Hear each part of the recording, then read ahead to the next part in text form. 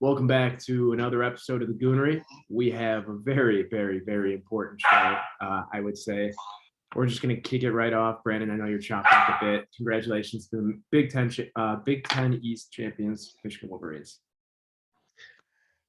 So don't mind me. I'm going to have a bit of a soliloquy because it's been 10 long years of anger, grief, sadness, whatever adjective you want to use to describe being sad. So I've been alive for 24 years. No, thank you. Thank you, Lord. I've been alive for 24 years and I've been around for three uh, teams that have been that from Michigan that have won. Now, granted, there's been Michigan teams that have won before, 2004, whatever. But, the most I remember from 2004 was Chris Perry and Braylon Edwards being my favorite players. And then 2011 happened with Denard Robinson and Fitzgerald Toussaint, Roy Roundtree, and Junior Hemingway and the guys. And they pulled off that win. Granted, it looks like a kind of minuscule win because that was the turnover year for Ohio State with Jim Tressel being fired, young Luke Fickell taking over, and ultimately we won the Sugar Bowl that year. And then this past weekend.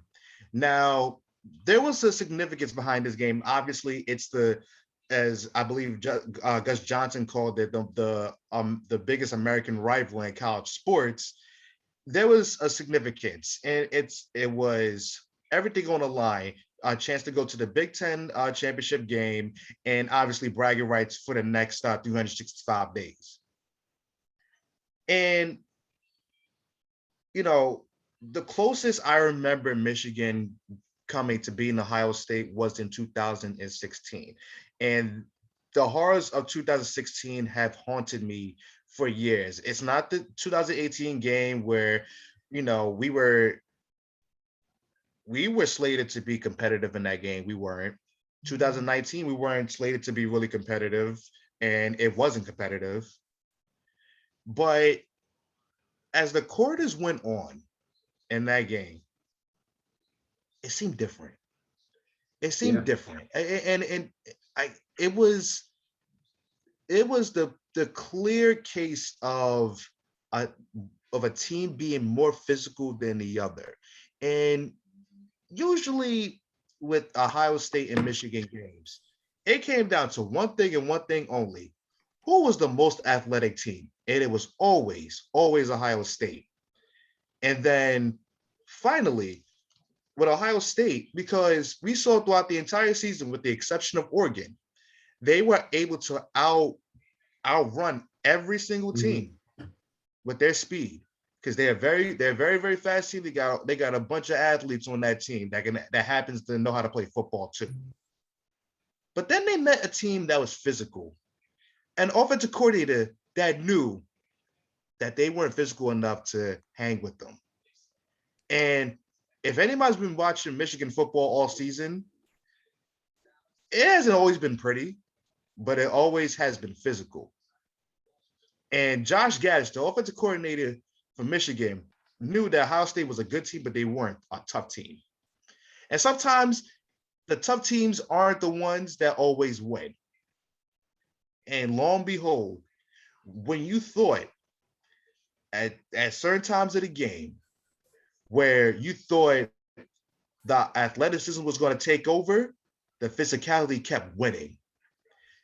Every time you thought Ohio State was going to throw a shot, Michigan threw three more. They threw a combo every single time. But everything that Ohio State answered for, they came back. And I must say, I will admit on this podcast, I cried after the game. I cried. And I don't even think that's a crazy reaction either. I mean, you saw for probably the first time in God knows how long. I mean, yeah, they won in 2011, but that was an ass kicking from start to finish. That first drive, they just took the ball and just rammed it right down Ohio State's throat. And I remember I sent you a tweet. I don't remember if I tweeted at you or texted you, whatever it was. And you're like, you were still so cautious about it. And you could almost tell just from that first drive, as crazy as it sounds, like the physicality difference was going to be the story of that entire game. And after Cade McNamara threw that interception, I know people. I grew up cheering for Michigan because I have family up there. I'm not like a diehard like you, but I pay attention. But Michigan doesn't make mistakes. They have, I think, like less than 15 team offensive turnovers this year, which Yep. is crazy, crazy. And if you're gonna pair mistake-free football aside from one interception with how tough and physical Michigan is up front on the offense and defensive lines, you're not gonna win a football game. There's one team in the country right now who's tougher than them. I don't even know if you could argue they're tougher. Who's going to give them issues? And that's Georgia. Yep. And that's what kind of makes me comfortable going forward because, I'm still on the high from Michigan winning. And I don't know when I could come down from that high, to be honest, because, we waited years for this. Now, this game with Iowa obviously be a letdown if they lose. So that's the biggest thing here. But I think it's different now. It can be different. And usually I don't talk up my teams because this, stuff like this gets played back and I look like the total ass. But hopefully that isn't the case. But with this team, it definitely does seem different. That this is a team that is confident. They know they can out physical you. And it's just a matter of you stopping it. Now, can Iowa do it? I don't know. I haven't not watched a lot of Iowa games this year to know how physical they are. But all I do know is there's not a lot of teams that can match Michigan's physicality. And if that's the way they're going to win this game, go on to the college football playoff, possibly play Oklahoma State, possibly play Cincinnati, or hopefully not Notre Dame, who's going to match it? And hopefully Michigan keeps that same formula that they had against Ohio State, because that formula is going to win football games. But before I hand it off to you, I just want to say two things. Number one, this might be my favorite Michigan team ever, by far. Just how complete they are on both sides of the ball. It may not be the sexy stats for a Cade McNamara or any of the wide receivers like Cornelius Johnson or Roman Wilson or Andrell Anthony or AJ Henning. It may not be sexy on offense, but then you have Hassan Haskins, and then you have Blake Corum, and you have Donovan Edwards, who has been carrying this team all season long. This is my favorite Michigan team ever. And let me not forget the offensive line. I've watched Michigan football for years. That is my favorite offensive line ever because they don't show many signs of cracking at all throughout this entire season. Like the only game you could talk about is possibly Nebraska, Penn State, Michigan State. I mean, even Michigan State, you can't even say that. And that was a game where that was just the game where things just got, they got comfortable. And that was it. But you see, they learned their lesson. And number two, regardless of what happened Saturday, I think I owe Jim Harbaugh an apology. Regardless of what happened Saturday, because it was always the knock that he couldn't win the big one. And this was the biggest of big ones. And the sole reason is Michigan came into the season unranked. Think about that for a second. They're number 2 in the AP poll. They're number 2 in the college football playoff. And they came into the season unranked because after the COVID shortened season last season, everyone counted on Michigan. It was either going to be Penn State, it was either going to be Ohio State, it was either going to be possibly Wisconsin, Minnesota. Everyone discounted Michigan. So for the fact that he came out of that horrible season where everybody's questioning him, he got a contract extension, and people like me were like, why the hell is he getting an extension of all people? He came out here and did his job. He got new coordinators. He got younger. I have to give him credit. I have to. Even if we don't finish the season off with a championship, I have credit. So Jim Harbaugh, I'm sorry. You know what? I'm happy you brought that up because I was gonna bring that up when you wrapped up, just asking where one, Michigan was on your tier of all-time favorite Michigan teams, which you answered. 2, how you feel about Harbaugh now, which you also answered. And 3, just the lack of expectations sometimes I feel like helps in college football. Absolutely. Just because it's bulletin board material. like big programs like Michigan, they know what type of talent they have inside those walls. They know that they can put it, if they put it together, they will be a damn good football team. And I'll give it to Harbaugh. He is one of the best motivators in the entire country, in my opinion, at least, in my opinion. And I mean, you saw the way I can only imagine how halftime was with that team after the two teams had to be separated in the tunnel. I can only imagine what Harbaugh was saying to them just based on what he said about Ryan Day post game. That's one of my favorite quotes I've seen in Yeah. sports in a long time. What was it? It was, some people thought it was along the lines of some people thought that, yeah, you can get the exact quote so I don't mess this up. He said some people on third base, I think they hit a triple. Yep, that's what it is. And I'll tell you what, Ryan Day heard that and he lost sleep over that quote. And I guarantee you he did, because he knows that if Harbaugh's putting this together, he finally, and it sounds crazy to say that he finally has his guys, but winning the first one against Ohio State was always going to be the hardest for Harbaugh. And the fact that those guys know what it feels like, they saw how the fans reacted in the big house. They saw just the pandemonium that it caused across the country, that people are like, oh shit, Michigan's back. They're for real. They're not going to want to lose that feeling. They are not going to want to lose that feeling. And it's mind blowing, because beginning of the year over the summer, both of us, we talked on this very show saying that Harbaugh's seat is as hot as it's ever been. And guess what? Shocker. People are now saying, oh, would Harbaugh come coach the Bears? Like, no, absolutely not. I hope he doesn't. But it just goes to show you how quickly things change in sports. So, yeah, I mean, you were going to say something. I didn't mean to cut you off. Yeah, and you just, I think we're going to get into it right afterwards, but I mean, the college football world completely flipped because of Michigan being Ohio State. And the quote from Harbaugh, I think over the past couple of seasons, we saw Jim Harbaugh that was reserved and not really the same type of guy who brought the energy and fire from recent years. And I think a lot of that has to do with the staff that he put together. He got together a younger staff, and I think that injected the energy that he needed to be that guy again. And those are the guys I want to give credit.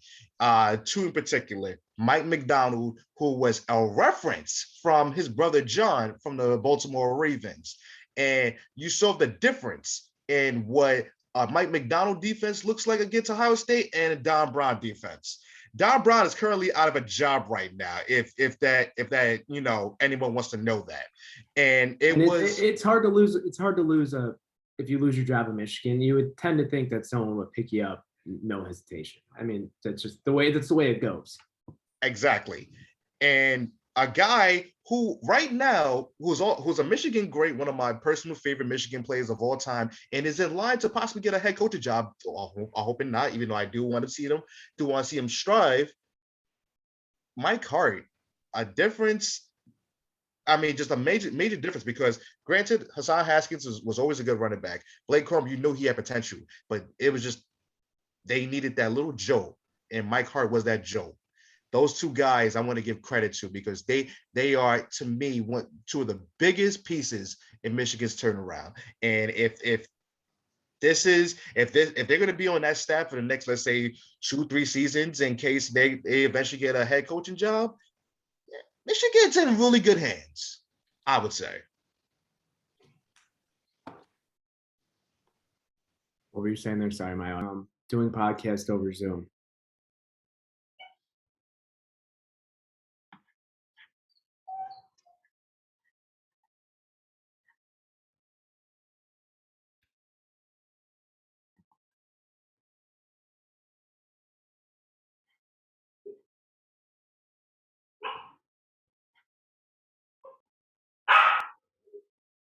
Wait. Oh, it's okay.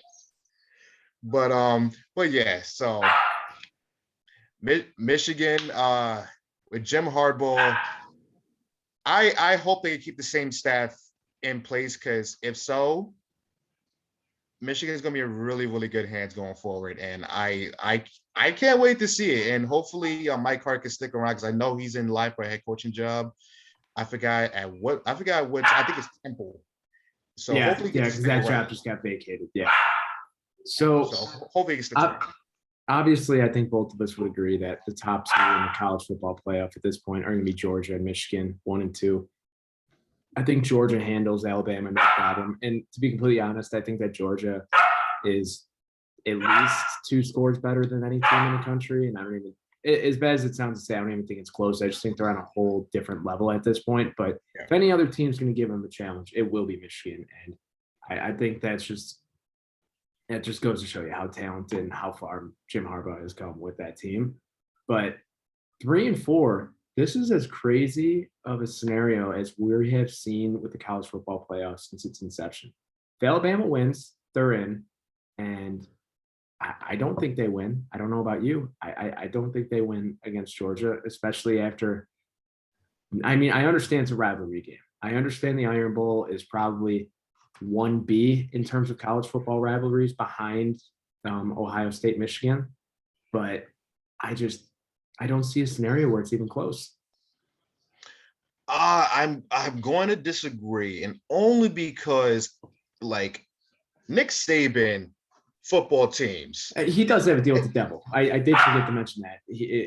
You're right. So I don't think they win the game.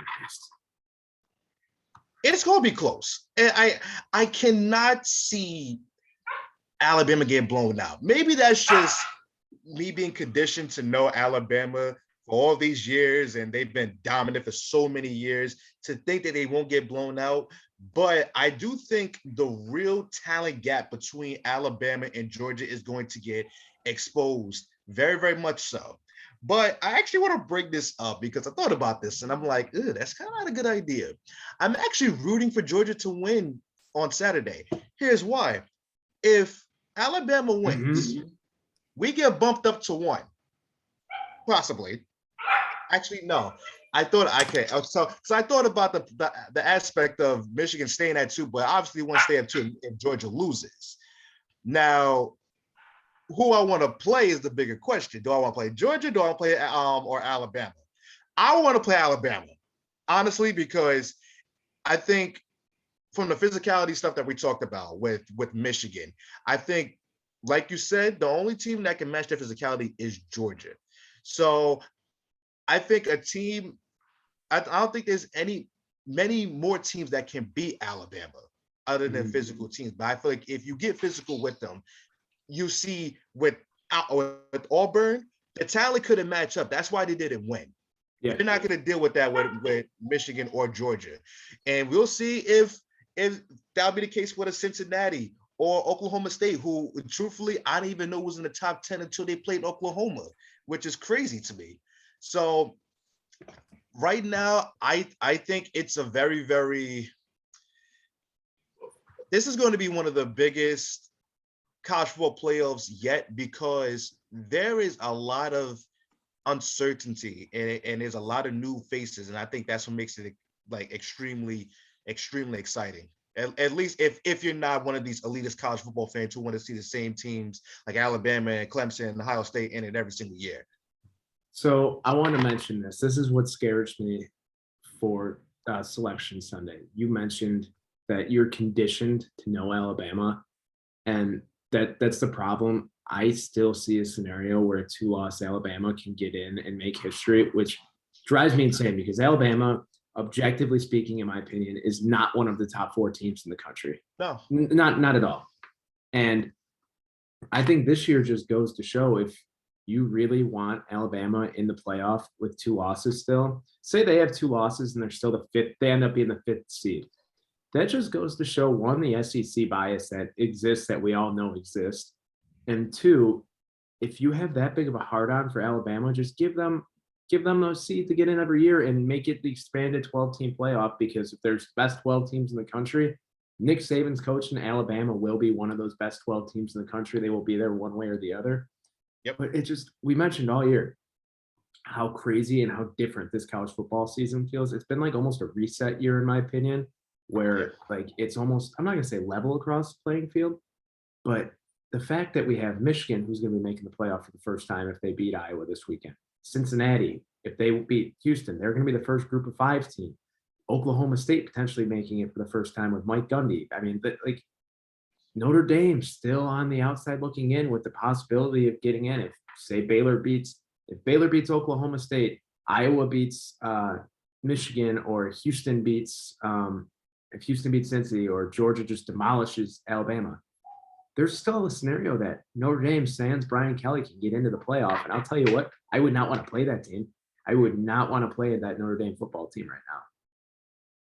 So I have a question and a statement. I'm going to start with the statement first. So it's going to be really interesting with the Alabama loss. Who does the committee select out of Cincinnati and Oklahoma State if they both win? Because I think the scenario and a lot of people are not going to want to hear this, but if we're going off who's been consistently the better team throughout the season, you have to put Cincinnati in, regardless of how it goes. And I think one thing that's going to affect Cincinnati is the fact that they know that there's a lot of teams, not a lot of teams, a lot of fans that know that there's teams better than them, and everyone thinks they're frauds. So that's going to be something to look to, because Houston is no pushover. Houston is a really good football team. Okay, Houston has Dana Holgers, or not Dana Holgers, but their defense is better than Cincinnati's. They're both 2 top 10 defenses in the country, and Houston's is better than Cincinnati. So hypothetically, Houston doesn't have a loss right now. You're talking about them making the playoff too, potentially. Right, exactly. So I do want to pose this question. Now, let's say if Alabama does fall to 5, where they're ahead of Notre Dame, would you say that's fair, considering that Notre Dame has the stubbornness to play in the ACC, but Auburn has had the better wins and the better schedule?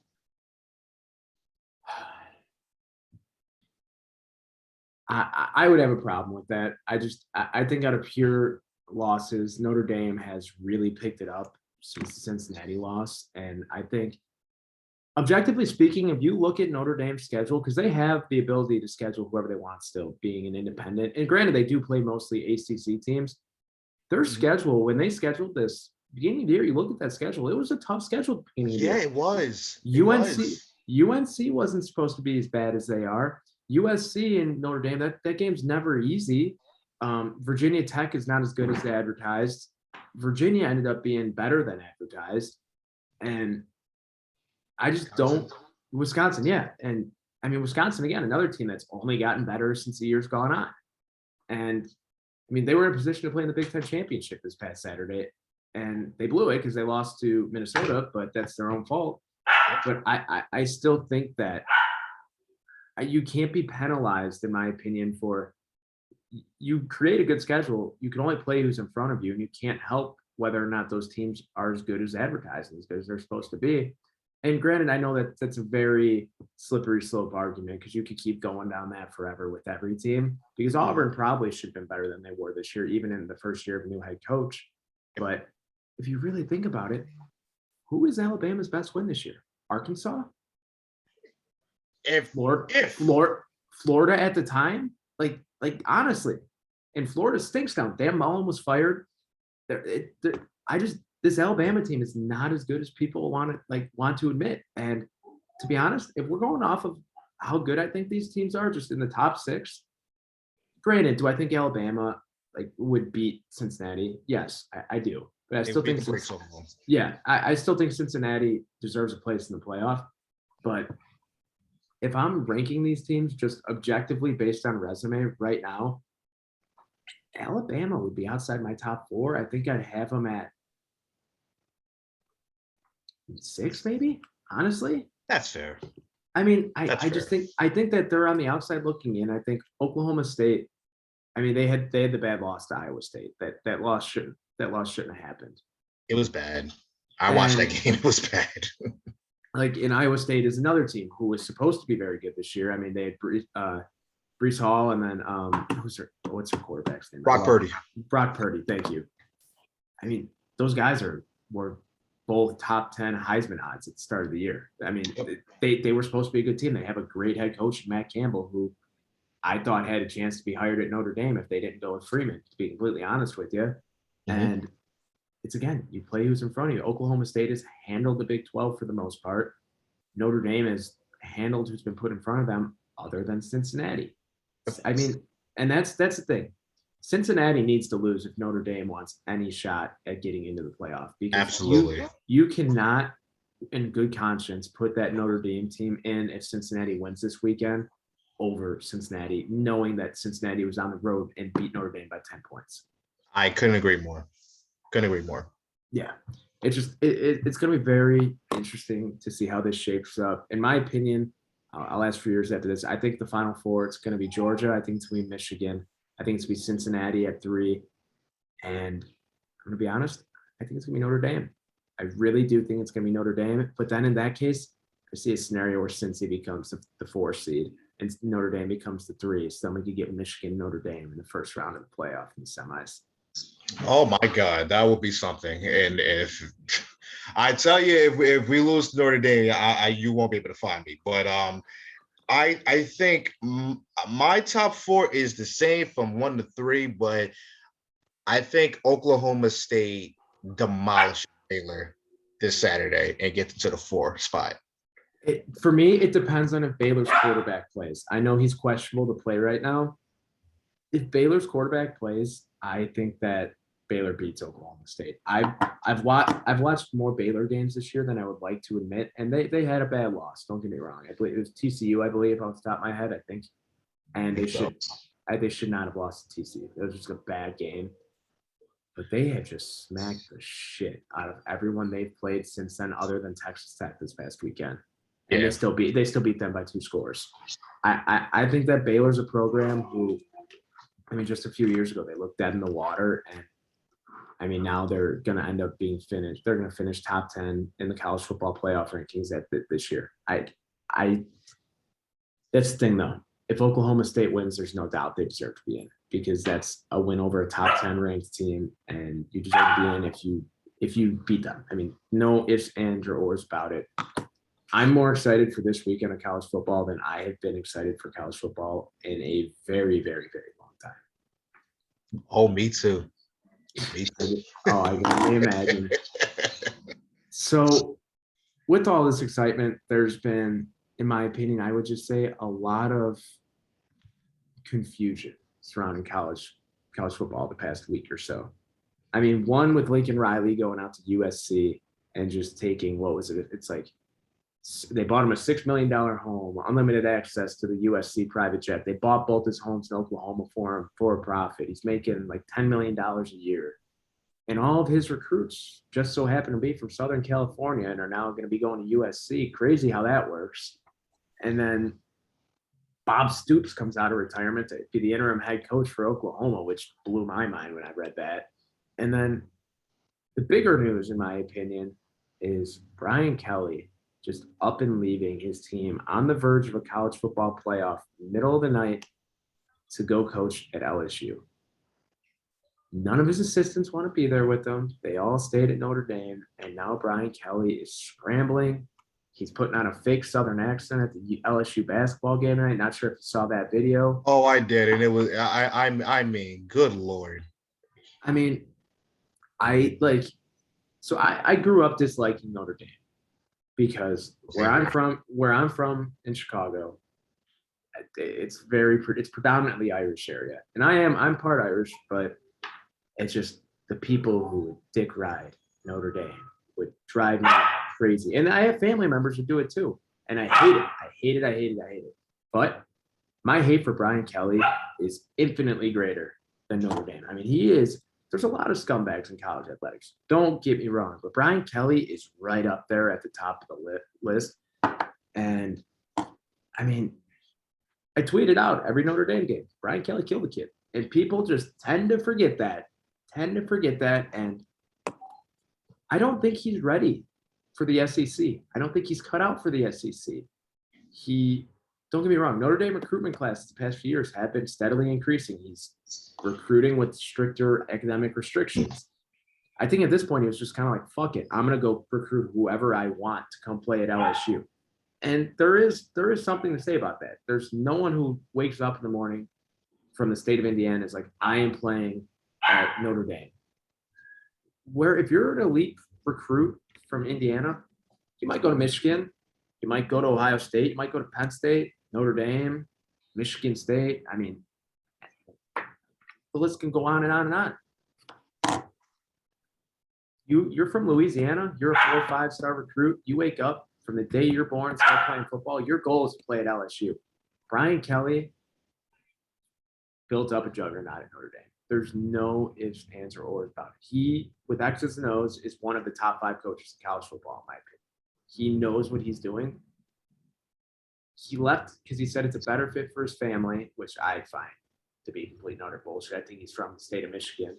And then because he says he has a better chance to win a national championship at LSU, but yet he left Notre Dame when the program's in better shape than it's been in God knows how many decades.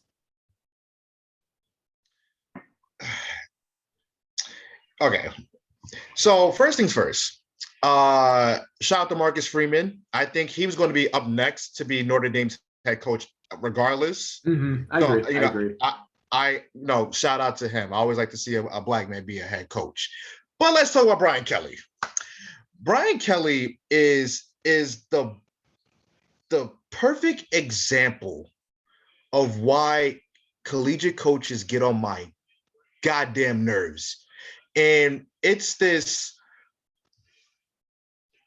you are close to being in a college football playoff. You may need some luck involved, but you feel like you can get there.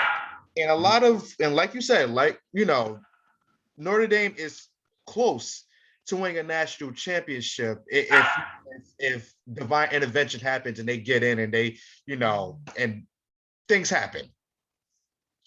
It would be the funniest and probably best sports story in a very, very long time. Honestly, yes. And, I under any circumstances, I would never root for Notre Dame. But that would be some crazy stuff if they messed around and won, if they got in. Mm-hmm. So I just cannot wrap my mind around this aspect of leaving. And not for nothing, this was a guy that was on a recruiting trail not too long ago before he left for LSU, promising kids, I'm not going to leave. And one of the main reasons why a lot of these kids go to these schools is because of the coaches. And it boggles my mind when a kid is not getting his right opportunities to play or anything like that. They decide they want to leave, and everybody gets so emotional about it. And for what? Because the kid wants an opportunity to play. I'm sorry, if I'm a 4-star guy, I'm a 5-star guy, and it just not working out, but I know my abilities, you best believe I'm going to take my time to somewhere else to see if anyone else can get the abilities out of me. So I must say, I'm not surprised about this. Brian Kelly has a resume on him, and it's not a good one. And look who he's brothers with. Chip Kelly's just a bigger douchebag than him, so it makes sense. But just it bothers me. It really does. And obviously Lincoln Riley's situation is different. He knew he was going to get into the college football playoff and whatnot. So he's going to play some rinky dink bowl game anyway. So he didn't really care. He wanted to move to greener pastures. I understand it. But Brian Kelly, if I'm a player, I don't want to play for this man. No, I don't want to play for him, because if you're going to sell me on a vision of you staying here for all 3-4 years, how in the hell can I bank on that? I don't give a damn how long he lasts at Notre Dame. The fact that he left at this time when the money was calling tells me that the loyalty was never really there. Mm-hmm. And that's a damn shame. It really is. Yeah. So just to kind of wrap things up, because I thought this was kind of an interesting question. Obviously, LSU was that program for Brian Kelly where he thought that he needs to go there and coach there and be the person to turn it around because the opportunity is too great. He did the same thing at Notre Dame. Now he wants to do LSU. If you had one program you could turn around, who would it be? I know mine. I'll give you a second to think if you haven't thought about it. Mine would be Tennessee. I think that Tennessee, in my opinion, I mean, historically, they're two-time national champions. They still say it feels like 98. Still feels like 98. When Peyton was there, they won a national championship. They're just hoping. They're in, like they're desperate to win again. You saw it with this team. I mean, Hendon Hooker's their quarterback. He's solid this year, but this team is just their fan base is just so hungry, so rabid. I would want to coach for a program like that because, in my opinion, SEC, you have unlimited money when it comes to football. Aside from, say, let's go South Carolina, Kentucky, Vanderbilt, and probably Arkansas, you have what I would classify as unlimited money.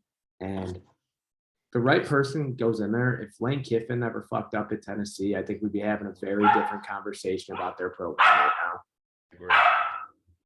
So, at first, I was gonna say Boise State because when Boise State was popular, it was a special time. And then the easy answer came to me, Miami. When Miami is good, college football is just fun. And I love the Tennessee pick because literally Miami and Tennessee to me is in the same boat. Two teams that are just desperate to get back to where they were. And it was cool when they were. I mean, you had Peyton Manning for Tennessee. And then Miami, they had every freaking body on the team. I mean, dude, Ed Reed, Ray Lewis, it's just Greg Olson. It was a factory. I mean, the 7th Floor Boys. I mean, everyone's like, yeah. I mean, there's days I go back and watch the U Part 2 because it is such an awesome watch and just Miami's a team that I mean, obviously I'm a Michigan fan, but Miami's a team that I root for to be good. And I want Florida State to be good, so that could be a rivalry that's worth watching again, and whatnot. But Miami for sure, like just from all the players that came from there, and now you see the lack of players that do come from Miami. It's actually kind of sad if you really think about it. And yeah, Miami is absolutely the program I would want to turn around, 100%. Isn't it something that both of our programs are in the southern part of the country? I mean, it's just it's college football in the South is just a completely different animal. I mean, for a second in the back of my mind, I thought, hey, you might pick Rutgers, the Jersey boy, turn around the in-state program. But Rutgers been good for 1 year of my life. I'll pass. But yeah, I mean, there's a lot of programs. I mean, I didn't choose. I would choose USC. I didn't choose them because Lincoln Riley's there now, and I think it'll be only a matter of time till they're dominant on a national scale again. But like another program that I think both of us probably considered Texas. I think Texas hasn't even crossed my mind. I think it's a lot. I think a lot to do with it is I'm kind of just tired of the Texas hype because it's the same thing. Texas, it's so convenient that they are in Texas because they're literally the Cowboys. Their fans are literally the Cowboys. Yeah. Oh, Texas is back. Oh, we're going to be good this year. Oklahoma better watch out. And then this year happened, and a couple of years you're gonna go to the SEC too. So it's just not looking good for you. So for lack of a better word, they're fucked. I'm sure the SEC. I think the SEC is probably really upset with Lincoln Riley bolting and leaving Oklahoma in shambles, especially with both their quarterbacks entering the transfer portal now, and then Texas just being what they are. It's gonna be interesting to see how these next few years shape out with all these realignments. I mean, since he did the Big 12, BYU to the Big 12, Houston, UCF to the Big 12, and then Oklahoma and Texas to the SEC can be very interesting. But big weekend ahead, like we mentioned. I think we're obviously all pulling for the Wolverines on this show. I guess just gonna have to sit down, strap it down, and be ready for what's going to be one hell of a college football Saturday. Oh, 100%. And outside of Alabama, Georgia, outside of Iowa, Michigan, that ACC championship game, I'm tuned in. Wake Forest and Pittsburgh is going to be a goddamn shootout, and too bad it's in the same time slot as Michigan and Iowa, because I'll be locked into that. But championship Saturday is going to be amazing, and I will be watching Utah and Oregon as well. So a lot of good football this weekend. Yeah. All right, so that's going to wrap up today's show. We will be back next week to either have a therapy session or just break down what has been the craziest college football season in a very long time. So please don't forget to like, share, subscribe to the show, and we will see you next week. And go Blue.